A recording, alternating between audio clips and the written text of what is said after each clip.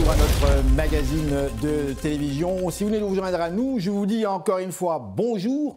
Merci de suivre cette émission qui met l'accent naturellement sur les réalités africaines ici même à Montréal. Évidemment, comme ça fait des années qu'on vit ici, nous parlons également avec des Québécois, nous parlons avec monsieur, madame, tout le monde sur des sujets naturellement d'intérêt public. Une famille québécoise déménage pour quelques années, se dirige en Europe, une nouvelle expérience. Monsieur, madame, les enfants, une famille complète, ils ont passé du temps en France, à Paris. Et de retour au Québec, en pleine période de coronavirus, nous avons l'honneur de recevoir madame Jacinthe Poirier. Bonjour, merci d'être avec nous à cette émission aujourd'hui. Comment ça va? Comment ça va? Très bien, vous? Oui, oui. On est heureux de vous avoir à notre émission aujourd'hui. Je vous ai présenté comme étant québécoise ainsi que votre mari et la famille. Vous êtes allé faire un tour en Europe, en France, pour quelques années. Et en fait, comment ça s'est passé pour vous? Qu'est-ce qui a fait que vous puissiez partir là-bas, en France? Et comment ça s'est passé pour vous? Alors, tout d'abord, on a décidé d'avoir un contrat de travail là-bas. Une boîte qui est française, qui nous a transférés de Montréal à Paris. Et au départ, on devait partir pour 2 ans. Finalement, le projet s'est continué pour 4 ans.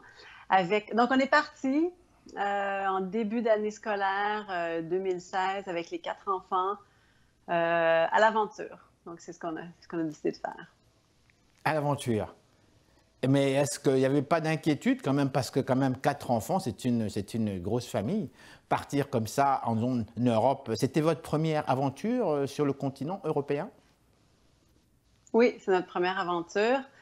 Moi, je voulais le faire vivre aux enfants pour qu'ils voient autre chose, pour qu'ils apprécient aussi le retour au Canada. Tu sais, quand on voit autre chose, après ça, on apprécie ce qu'on a.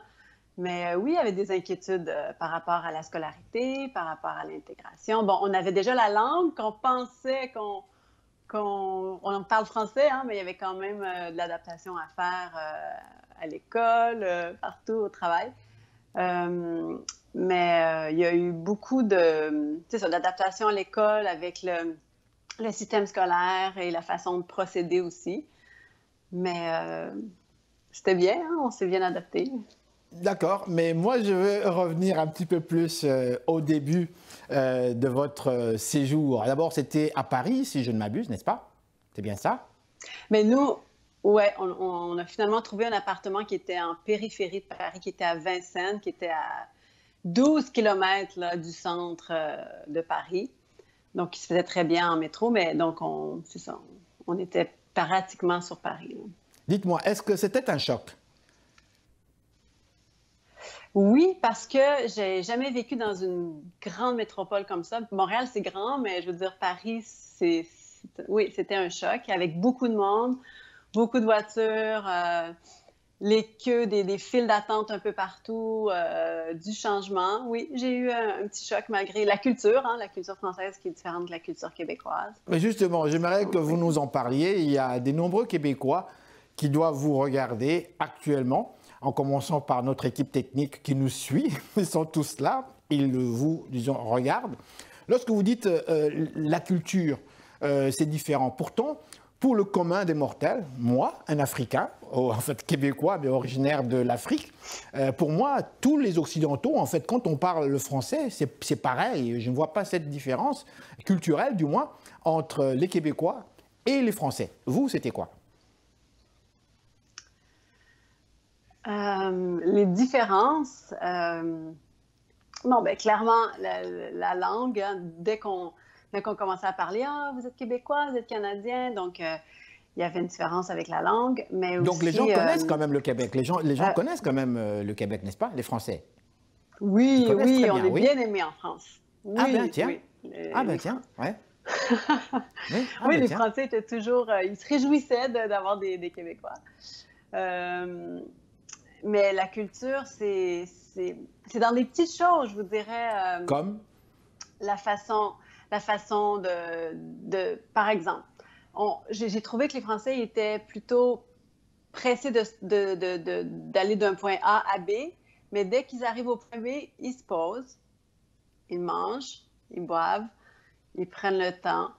Et ensuite, ils sont pressés un peu entre les deux autres points. Donc, c'est des petites choses comme ça où aussi toute la hiérarchie. Mon conjoint a travaillé dans une boîte là-bas qui est habitué de travailler plutôt en équipe, un peu parallèlement. Tandis qu'on a trouvé qu'en France, c'était plutôt une hiérarchie de patrons, d'employés. Et c'est un peu la même chose pour l'école aussi. En fait, c'est très hiérarchisé, n'est-ce pas? C'est un peu plus... C'est très hiérarchisé, n'est-ce pas? Tout à fait. Ça? Le patron, c'est le patron, c'est quasiment Dieu, et les autres, vous suivez, n'est-ce pas? Voilà. Mais vous m'avez parlé, en fait, des enfants à l'école. Comment ça se passait? Je parle ici, on est en France, vous êtes en banlieue de Paris, c'est quand même Paris, c'est le système scolaire français. Il est un peu différent ou est-ce que c'est la même chose? Comment ça se passe pour eux? Est-ce qu'ils ont été facilement acceptés par leurs collègues de classe? Oui, par leurs collègues, oui, tout à fait. Oui. Elles ont trouvé... Ben, c'est sûr que quand on arrive dans un nouvel endroit, souvent on est l'exotisme, donc les gens venaient vers elles, tout ça. Et puis, moi j'ai 4 filles, donc des fois peut-être c'est plus facile pour les filles, je sais pas. Et puis ensuite, à l'école, c'est sûr qu'on a vu une différence académique. Ma fille, elle a terminé son bac français et puis elle a dû travailler, là. C'était pas facile, travailler. Ah oui? Ouais. Lorsque vous dites travailler, c'est quoi? C'est les études, beaucoup de par cœur, c'est ça? Étudier surtout? Ou bien faire des travaux pratiques? Oui, les études, tout, un peu de tout. Oui. J'ai trouvé que le niveau scolaire était plus demandant. Moi, je me rappelle que j'ai lu, quand j'étais allée au cégep, j'ai lu La malade imaginaire de Molière. Puis j'étais au cégep vers les 18-19 ans et eux, ils lisent en 6e année qui équivaut à première année 14 ans à peu près. Oui, c'est ça. Donc, le niveau est différent. L'adaptation. Oui. Alors, on va parler, même s'il n'est pas là, votre mari. Et lui, dans fait, tout ça, papa, comment ça s'est passé pour lui sur le plan travail? Tout d'abord, qu'est-ce qui a fait qu'il puisse accepter ce changement? Parce que quand on dit changement, c'est beaucoup quand même. Partir comme ça, toute la famille, tout le monde s'en va et tout ça. Qu'est-ce qui fait qu'il puisse accepter ce... Est-ce que c'était un défi pour lui ou bien c'était simplement continuité dans son travail? C'était un défi parce qu'il devait changer... c'était toujours la même boîte, mais il devait changer de projet, d'équipe, amener une façon de travailler un peu à Paris. C'était un défi. C'était un défi de travailler avec ses collègues d'une façon différente. Il a appris beaucoup de choses. Il a laissé tomber certaines choses. Donc, on a dû s'adapter pour que ça fonctionne bien. Dites-moi, qu'est-ce qui vous a marqué? Qu'est-ce qui vous a marqué? La vie parisienne, puisque vous étiez là-dedans, quoi, quelque part. Je dirais la beauté de l'architecture. Partout, autant... Paris, c'est magnifique, mais déjà, tu sors de Paris, tu vas dans des petits villages, le village est magnifique. Donc, la beauté des lieux, je dirais, autant l'architecture que la nature. Tu changes d'un département à l'autre, c'est beau, tu vois des choses différentes. Ça m'a marqué énormément. Je ne m'attendais pas à autant de beauté de ce côté-là. Oui. Alors, et la nourriture, bien sûr. Oui, je vais revenir là-dessus. Coronavirus arrive pendant votre séjour en France, alors que lorsque vous êtes arrivé là, il n'y avait pas de coronavirus, on ne parlait pas de coronavirus, il n'y avait rien du tout. Et subitement, paf, ça vous rattrape. Comment est-ce que vous avez réagi au fait? Est-ce que vous avez eu envie tout de suite de revenir ici ou bien forcer carrément de rester sur place? Oui, bien, nous, on était vers la fin de notre contrat. Là, on devait partir, on savait qu'on partait au mois de juillet, on revenait au Québec. Donc, en mars, on s'est dit, oh là, est-ce qu'on va pouvoir rentrer? Est-ce qu'on va pouvoir dire au revoir aux gens? Donc, on avait beaucoup de questionnements. On a su que les Canadiens avaient toujours lieu de rentrer chez eux, donc c'était bon. Sans aucun problème. Sans aucun problème. Bien, on a fait la quarantaine ici là, pendant 14 jours, mais sinon, on a vécu comme vous ici, là, dans les appartements, pas d'école. Voilà, c'était un peu le même schéma, là. Alors, vous me parliez de nourriture. Et nourriture, la bouffe. Est-ce que vous avez changé vos habitudes en fait, de vous nourrir ou est-ce que vous vous êtes adapté là aussi à la bouffe française? Ah ben oui, on va en France, on mange à la française, hein. On mange aux heures de la France et à la française. Aux heures de la France, c'est-à-dire à 20 heures? À 20 heures, oui. Donc tout ce temps-là. Le goûter à 16h30 et l'apéro à 19h et le repas à 20h, oui. Et c'était bien. Ouais. On mange bien. J'ai toujours trouvé des aliments hyper frais. C'était les fruits, le pain, écoutez, c'est magnifique. Oui. Et les croissants aussi, naturellement, je suppose. Ah oui, tout ça, tout ça. Alors, je vais vous emmener sur un autre terrain. Vous êtes en France, vous êtes à Paris. Votre regard maintenant vers le Québec, comment ça se passe? Votre regard, vous suivez quand même l'actualité, vous voyez ce qui se passe ici ou peut-être pas, je ne sais pas. Comment est-ce que vous voyez le Québec à partir de la France? En y vivant maintenant ou En qu'est-ce que vous vivant voulez en dire? France même, lorsque vous étiez en France, lorsque vous étiez en France à Paris. OK. OK. Euh, je dois vous avouer que je suivais un peu ce qui se passait ici, mais pour moi, c'était des choses que je connaissais déjà. Donc, je suivais plus un peu ce qui se passait en France Oui. parce que pour moi, c'était nouveau.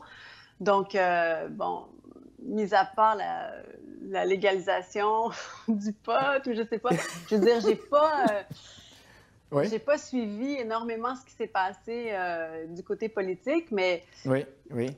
parce que, comme je vous dis, c'est quelque chose que je connaissais. Donc, Quand vous avez quitté, je c'est crois sûr que que la les CAQ gens... n'était pas encore au pouvoir ici. La CAQ, N'était non, pas n'était pas encore encore au au pouvoir pouvoir. ici. Voilà. Non. Et je pense qu'en apprenant que c'est un nouveau gouvernement, c'est M. Legault, d'ailleurs qui est allé même après, je pense, faire un tour en France même. Quelle a été votre réaction? On est habitué ici Écoute, d'avoir les deux. Le PQ, parti non libéral. PQ, et le parti libéral. libéral. Mais Ouais. là, subitement, il y a un nouveau qui arrive. On ne sait pas s'il est PQ ou s'il est parti libéral ou s'il est les deux, mais c'est la CAQ. Un peu Macron Ouais. en France. Voilà. Ben c'est ça, c'est du renouveau. J'imagine que les gens étaient rendus là pour voter pour lui. J'ai pas, j'ai pas beaucoup d'opinions à propos de ça, mais j'imagine que les gens avaient besoin de ça, là. Mhm. Dites-moi, à Paris, comment ça se passe avec la communauté québécoise? Est-ce que vous avez eu l'occasion, tout d'abord, de rencontrer les Québécois en France? Et comment est-ce que les différents services diplomatiques, que ce soit au niveau de l'ambassade canadienne ou au niveau de la délégation québécoise, est-ce que vous avez été bien traités, bien reçus? Oui, tout à fait. J'ai eu à faire avec l'ambassade quelques fois et j'avais l'impression, lorsque je rentrais dans l'immeuble, de rentrer au Canada. Ah oui, vous vous sentez chez vous? L'immobilier, Oui, tout à fait, tout à fait. Ça Ouais, fait c'était chaud au vraiment cœur. bien. Hein. Alors, le retour Ouais, maintenant j'ai au aussi... Québec. Oui, allez-y, allez-y, allez-y, oui, allez-y, Oui. allez-y. Aussi, Non, quoi. mais j'allais juste dire que j'ai aussi été à la préfecture française où j'ai passé plusieurs heures parce que c'est quelque chose, la bureaucratie française, quand même. Quand on change de pays, j'imagine que n'importe quel pays, il y a de la bureaucratie, mais les gens me parlaient de la bureaucratie française, je ne le croyais pas. Maintenant, je le crois, j'ai vécu, c'est compliqué. Alors, juste pour nous situer, préfecture, ça veut dire quoi? Préfecture, ça veut dire quoi exactement? La préfecture, c'est l'endroit où tu vas chercher tous les papiers pour les immigrants. Tout ce que tu as Et besoin. donc, ça vous prenait aussi les papiers, ça ne se faisait pas ici avant de quitter le Québec? Il y a le visa, j'ai dû le faire Oui. ici avant de partir. Par contre, les titres de séjour, les permis de conduire, les renouvellements de visa, tout ça se fait à cet endroit-là. Pourtant, j'ai toujours cru qu'entre le Québec ou le Canada et la France, ça ne prenait pas nécessairement un visa pour un Canadien pour aller en France. Ça n'en prend pas si tu y vas juste pour 3 mois. Mais si tu vas plus que 3 mois pour y travailler, y vivre, tu as besoin d'un visa. Alors, votre retour ici, comment ça se passe? Comment ça s'est passé? J'ai envie de dire, est-ce que vous êtes contente, heureuse? Drôle de... Je suis très heureuse, Ouais. C'était un drôle de fin, parce qu'à cause de la COVID, on n'a pas vu trop les gens autour de nous, on n'a pas pu dire au revoir. Mais après ça, on est très heureux d'être ici. On a retrouvé notre maison qu'on avait louée pendant les 4 ans. Retrouver la famille, les voisins, la chaleur humaine québécoise. On est très heureux d'être ici. La poutine aussi? Aussi. Un peu moins gastronomique, mais ça va. Alors, merci infiniment. Merci beaucoup de nous avoir accordé cette interview. Et voilà, donc, je vais vous, souhaiter encore une fois un bon retour. Bienvenue chez vous au Québec. Merci, au plaisir.